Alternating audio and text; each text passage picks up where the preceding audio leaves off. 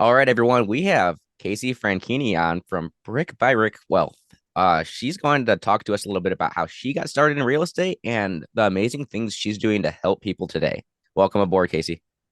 Thank you so much, Paul. I am so excited to be here today. Awesome. All right, so tell the audience a little bit about you and how you got started in real estate. Sure. So it kind of starts way back in 2007. I got my real estate broker license. I graduated college in '05. I was on the 5-year plan, should have been '04, but changed majors and all that. I got a real job. It wasn't for me. I quit and I said, well, what else can I do that doesn't take up all my time where I can be flexible with my work schedule? I knew one day I wanted to get married and have kids, and I wasn't feeling that the 40-hour work week was something I was going to be able to do and raise a family. So I said, I know, I'll go be a realtor. Everybody says so. I got my real estate broker license and I started working at a real estate office. And I was really young at the time. I was in my 20s, but I looked even younger. So it was really hard in Southern California to find sellers willing to let me be their listing agent on their $1 million homes when I looked like a teenager. So I did get some listings, but overall it was difficult. And it wasn't for me. Like, oh, it was so stressful. And then I had a coworker, a colleague who was doing open houses for his listings. And he was telling me that he had some investor clients. And I was like, oh, tell me more about that. So he said he would help them find flips. So he introduced me to one of his investors' friends who was also looking for a real estate agent to help do the drive around to look for good deals on the MLS. And at the time, after the '08 crash, there were lots of short sales and foreclosures. So it was a good opportunity to pick up flips. So that's how I got into the investing mode and started learning that, wow, there's a world out there called real estate investing. I had no real big idea. My dad had talked about it, but that was kind of it. And I was like, yeah, you just slough your parents off. Yeah, whatever, mom and dad. So I started driving all around Southern California looking for good flip opportunities. My dad bought a fixer-upper when I was in 8th grade. And so I knew a lot about rehabbing properties. From the house that I lived in for 10 years was a flip, basically.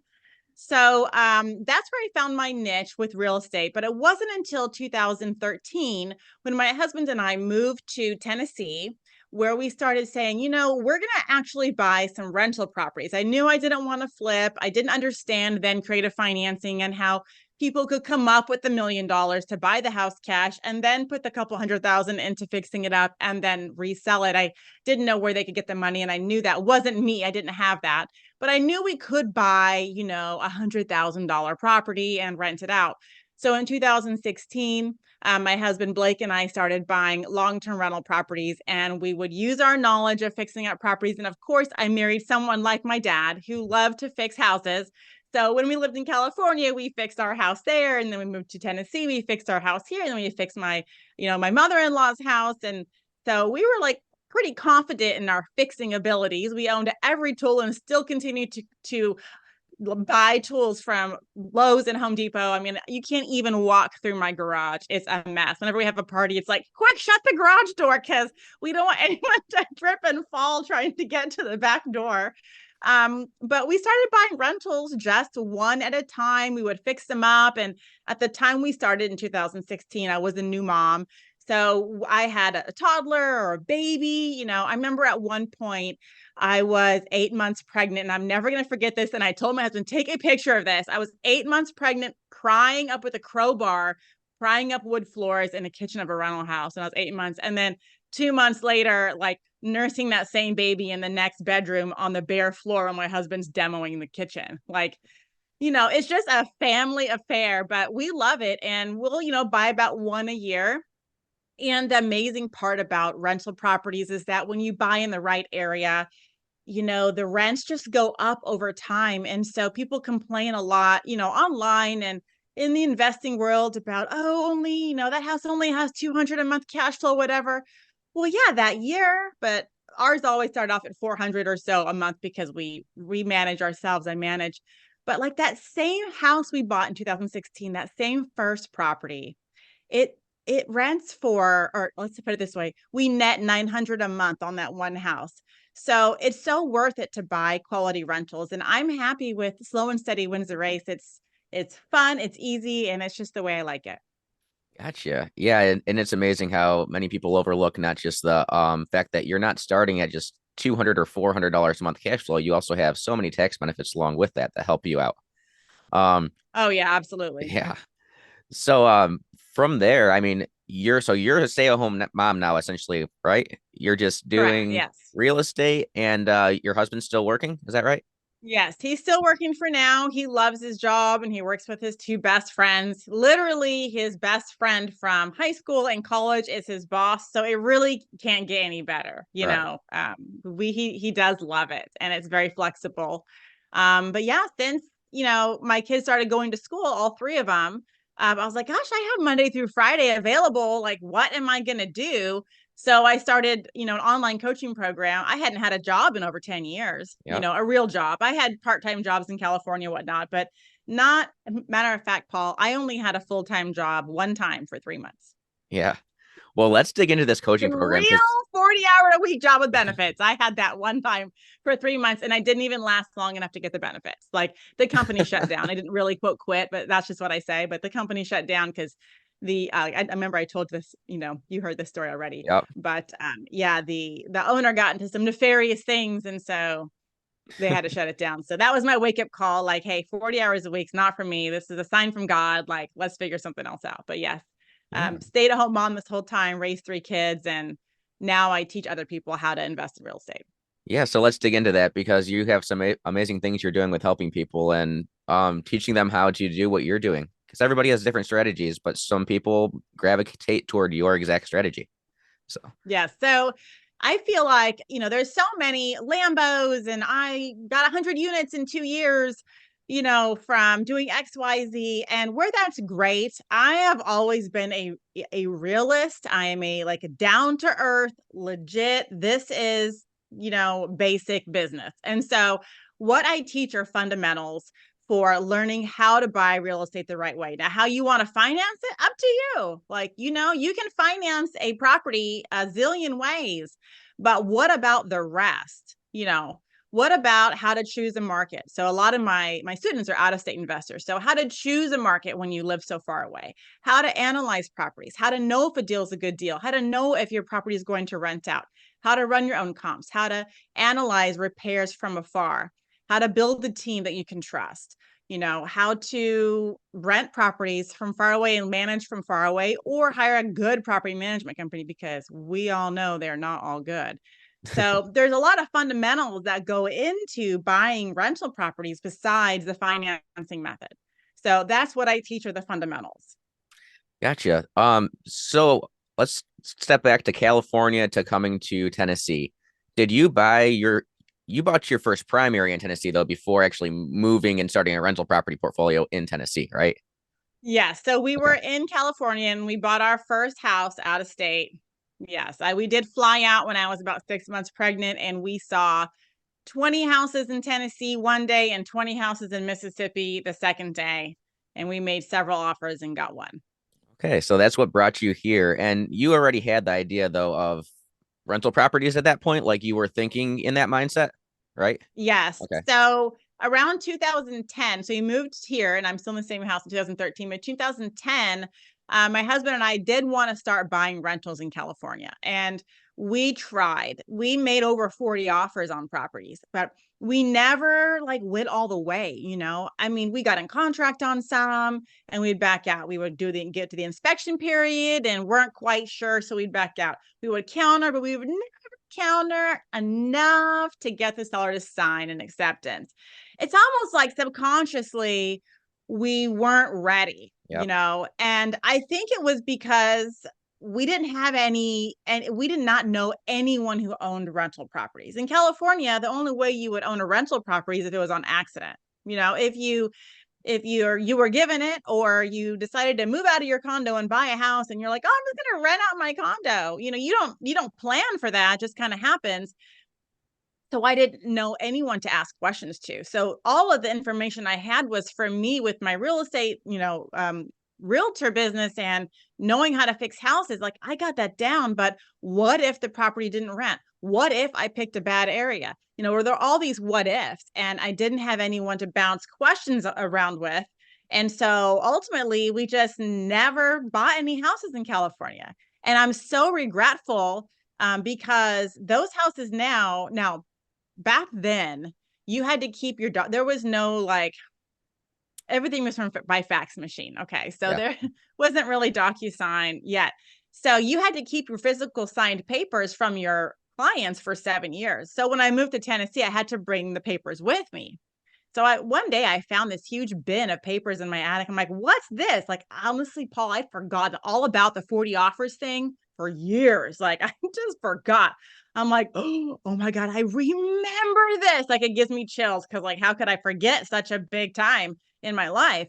And so I look up some of the addresses on those offer forms, because at the time they were like 140,000 to 170 or so $1,000 for these houses, and I'm looking now and they're like 600,000.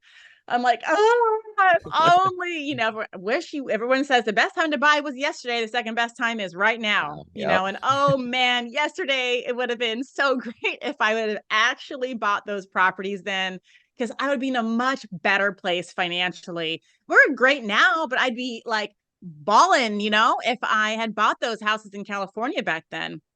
But alas, I did not. But even then, like it was something that was telling you it wasn't the right time. And it wasn't just buying the houses. Then you have to be able to keep those houses the whole time, Yeah, going through so we'd things already going had the wrong. So market crash, so it yeah. was fine, Yeah. and they would have rented out. I just didn't have anyone to help me say Right. yes. And so I guess a crucial part of the story is when we moved to Tennessee, I told Blake, my husband, I said, we are going to get help this time, because I'm Yeah. not going to do what we did last time and make tons of offers, but never really pull the trigger because we're too chicken, because we aren't quite sure. So we found like a quote mentor, and I didn't even know that, like, they didn't have online, well, if they did have online coaching programs, I did not know about it or that they even existed in 2013. So I found someone who owned real estate near me, and I said, can you please like help me with my first one? And he did. And I remember at one point him telling me, Casey, don't lose this deal over $2,000. I was nickel and diming with the seller over a $2,000 like back and forth. And he's like, this is a good property. It's going to cash flow. The $2,000 doesn't make a difference. But to me, $2,000 at the time was a lot of money. Yeah. But he said, Casey, this house cash flows. This house is going to make you money. It's in a good neighborhood. Don't worry about it.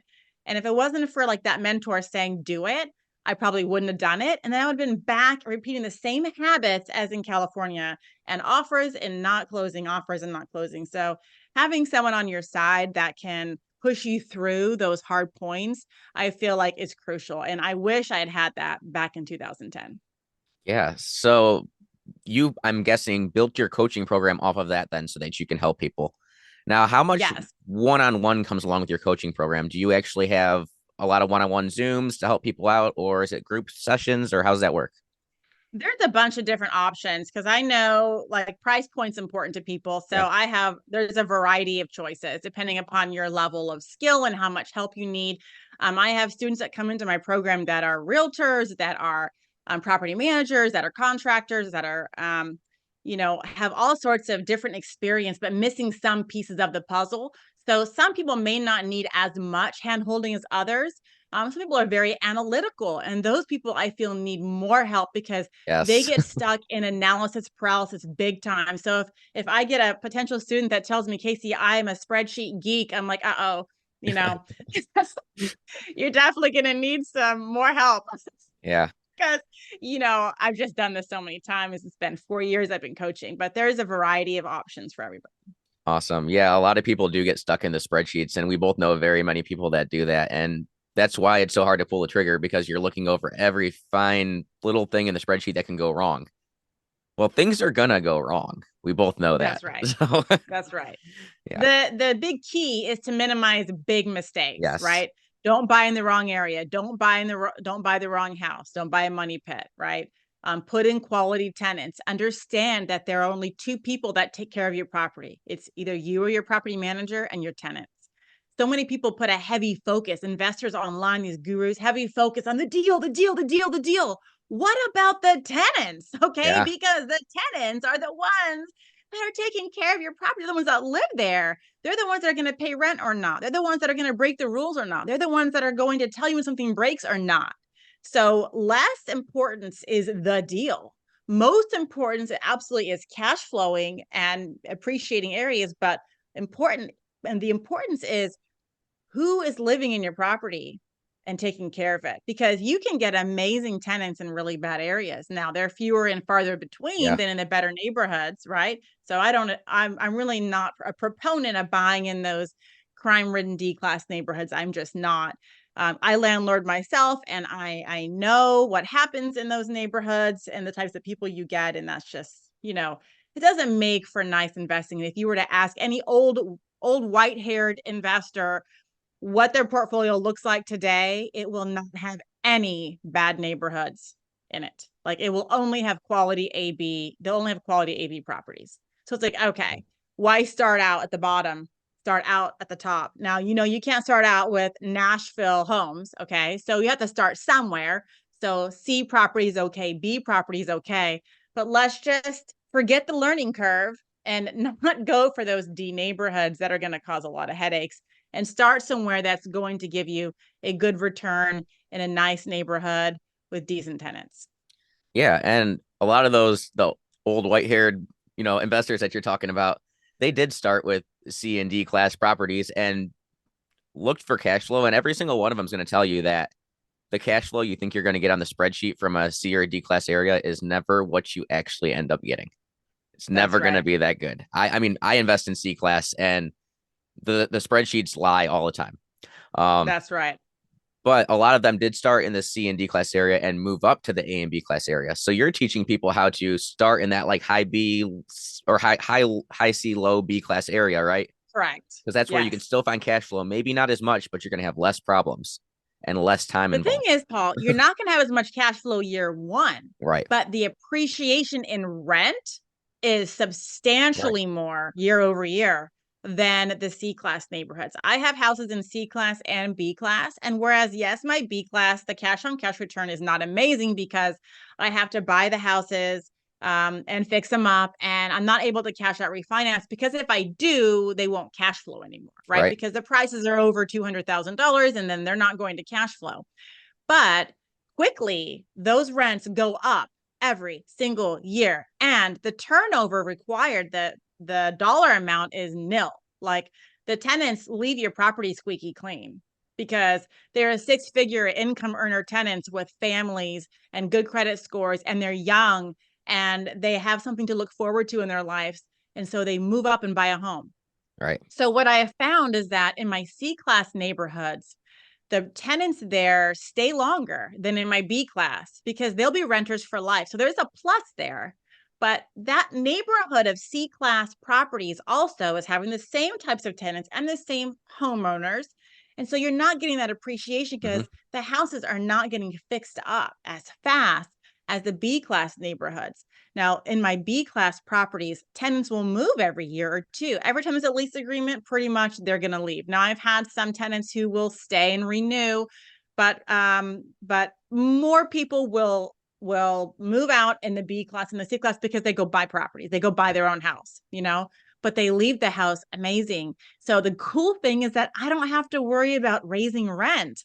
They just move out and then new tenant, market rent, Yeah. So it's kind of a win-win for me. Gotcha. Yeah, I definitely like that scenario, and I don't, or that situation. I don't follow it particularly. I have one property in a B class area. Everything else is C class. And honestly, I'm living in a duplex right now that is probably the lowest class out of any of my properties. Situations that I got myself into that made it sense for that. But either way, um, Yeah. I do see exactly what you're teaching and why it makes sense. And I will say from experience as well, I do spend a lot more of my time and effort and problem solving on my lower class rental properties. And some of those properties do my tenants do stay the longest. Like you said, those properties, they stay the longest, but you're always fixing things when they leave, and it's always costing more than security deposit. And then is it worth going after them for that remainder, because they really don't care about their credit all that much? So Nope. And good luck yeah. finding them too. Yeah. You're not going to find Yeah. them. So most of the time, unless it's a big bill, I don't even go after them because it's not worth going after them over $500, $1,000. But Yeah. yeah, um, this is great. Is there anything else that you really want to add and get out to, I would say, the new investor, somebody just getting started that's trying to buy their first rental? Say for the new investor that's trying to get out there and buy their first rental, be careful with your learning process and your analysis paralysis. So it's great to learn. And if you're just now like, oh, I want to invest in rental properties, maybe don't spend a year learning, because now there are so many programs that can fast track you. Like, why did we go to college, right? We went to college and we go to school so we can learn skills to get a job. So to me, college is becoming a little bit outdated Mhm. now that we have social media and we have YouTube and we have online courses and we have experts that can package a specific skill set and you can learn it in a short period of time. I would go that route if someone's really interested in investing in long-term rental or anything, short-term, mid-term, you want to learn the burn method, you want to learn how to wholesale, whatever, do some research on it. And these are the things that I would say to these are the things that for new investors, right, to narrow down your investing strategy, which is the first thing that people should think about. First thing they need to do is figure out what their financing situation is. Okay. So do you have a job? Do you don't have a job? How much do you make? How much do you have saved? What's your savings rate? That's going to tell you the type of investment you can make into something. The next one is how much time do you have available, right? If you work a full-time job and you're a single mom, well, you're not going to have time to wholesale. That's a fact. Okay. Yep. So the amount of time you have is going to depend upon your strategy that you choose. You may just want to really wholesale, but you don't have time. So you've got to pick something else. And that's just that. So your financial situation, discover that. Your time that you have available, discover that. Your risk level is next, discover that. People want to start up with short-term rentals, but they don't have any money and they're scraping by. Well, short-term rentals are high risk, okay? High Yeah. risk, high reward. So besides the fact that there's external, let's say, besides the fact of the internal factors of, you're going to have things break and you have high expenses and you have to, not only pay for a property, but rehab it to be an A+ interior and furnish it to the nines. Now we have external risk factors such as another shutdown, pandemic, or a city bans short-term rentals, and now you can't get guests for 6 months or more. Can you hold that comfortably without sweating? If so, sure, go for it. But if you're like, I've got to have a guest in the first month, short-term rentals aren't for you. So you need to know your risk level and how risky you want to be. That will also knock out some investment strategies. So once you have financing and risk level, and what was the other one that I said? I already forgot the other one. I have a whole list. Gotcha. Once you kind of know yourself and what you want to do, then you can choose a strategy, right? Short term, long term, mid-term rentals, wholesaling, flips, and then the really passive ones, syndications and REITs. So, what is it that you want to do? Does it fit all your criteria in your lifestyle? And then go after that, find a mentor, find a program, take it and let them walk you through so you can get your first property or your first deal done in a matter of months versus waiting a year or two of YouTube University and reading books and listening to podcasts. You'll just spin your wheels and you'll be in analysis paralysis and you'll never make a decision. So understand those things that I just said, know what strategy you want, and then go find someone to teach it for you so you can get started ASAP. Time is of the essence, especially in real estate. Like I said, I wish I would have bought in 2010. Yeah, that time you're gonna pay, that money you're gonna pay for a course is going to outweigh the time you're gonna spend and the knowledge that you're gonna be missing for sure. Absolutely. All the Yes, programs that I bought, especially for starting my coaching business and all that, have so fast tracked me. I probably would have given up if I had to do everything on my own. Like I would not have been able to figure it out by myself, especially successfully. I would have gotten so burnt out and overwhelmed that I would have said, forget it. definitely. So, Casey, where can my guests find you if they're interested in anything you have to offer? Awesome. Well, you can definitely find me on my website. It's brickbybrickwealth.com, as well as all social media channels. I would say that Instagram, Brick by Brick Wealth, and YouTube, Brick by Brick Wealth. It's like a tongue twister. Those are my main platforms. So you can find me there as well. Awesome. And I'll post all of those in the description of this video as well. All right. And Awesome. my last question for you. What out of any podcast or YouTube channel is your favorite to watch?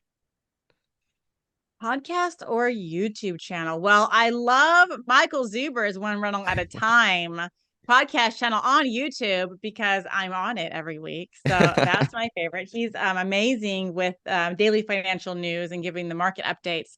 I do not like the news, so I go to him to watch for the news. So I would say that. And otherwise, I don't like to watch a lot of YouTube. Okay. There is one show I like, but it has nothing to do with real estate. Do you want to know Throw what it it out is? there. Yeah. Whatever you're watching. Okay. It's the Y Files. It has nothing to do with real estate. It's my one show I watch on Thursday. I do not watch TV anymore, but I do watch his show on YouTube Thursday nights. And have you heard of it? It's like conspiracy theory or like the pyramids and aliens and Okay. stuff like that. Awesome. So that's like your little like decompressed time. Let's just watch something Yeah. completely separate than what Yep. I'm doing in my daily life. Yep. Yep. I Awesome. don't watch any of those Netflix shows or anything Yep. like that. I don't watch any TV, but I do watch that Thursday nights. Awesome. Well, Casey, thanks so much for taking the time and coming on my channel. Thank you so much for having me, Paul. All right. Have a good one.